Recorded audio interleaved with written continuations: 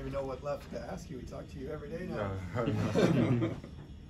But these are some big games coming up. What's your kind of mindset going into these two big games? Excitement. I don't know if y'all saw the Kentucky-Michigan State game or the Duke-Kansas game. I mean, those are both two down-to-the-wire games that we come here to play for. Like I said, we got a real opportunity to cement what type of team we are. I mean, you guys seen us against the mid-majors, but now it's time to take that and translate it to the high major level as well. What's the key to doing that? I feel like just coming out and just setting the tone defensively from the start. If someone can't score, don't matter if you can. You know what I mean? If we can keep and start taking people's best players out of the games early, I feel like we'll be very beneficial. So we've talked a lot about the steals and the deflections, but I think you made, what was it, 4 threes or 5 threes last game? 5. Five. Yeah. What kind of work went into that shot this offseason?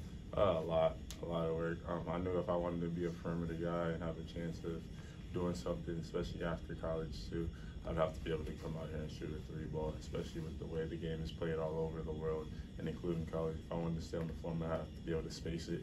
And I feel like it's beneficial to my teammates too, because now when I am in the corner, they can't just leave me no more.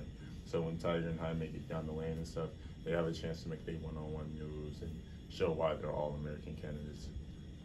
Did you do a lot of pro runs this summer? Yeah, we were all at Rico Hines, and I feel like we went up there as a team, and it's funny, we actually beat the Toronto Raptors, and when we were like on the winner's court. We beat Trae Young and Paul George, and then we went to and got on the main court and beat the Toronto Raptors as a team.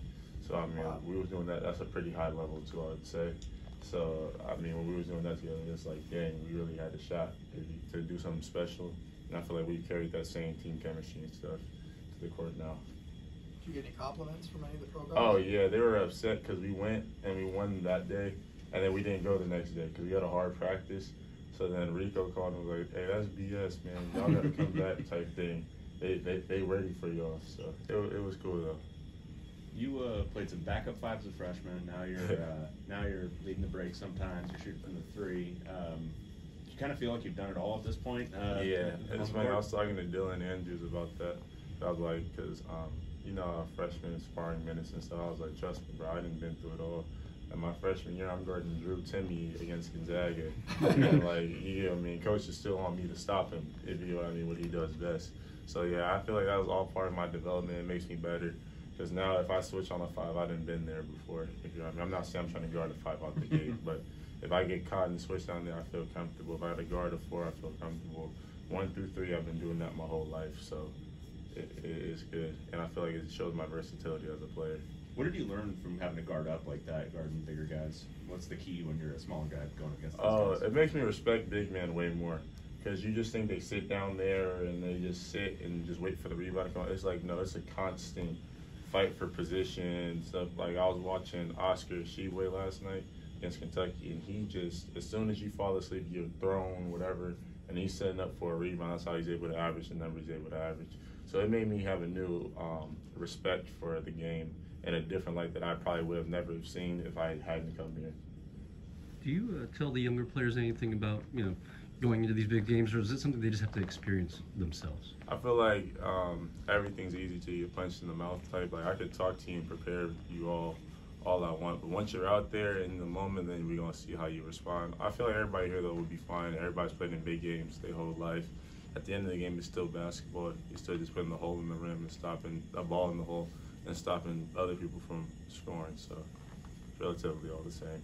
Has it been impressive how these freshmen have bought in so far? I mean, Dylan Andrews got 3 offensive rebounds so far. Oh yeah, I mean, like I said, I never had this opportunity they had, because my freshman year, I was the only one.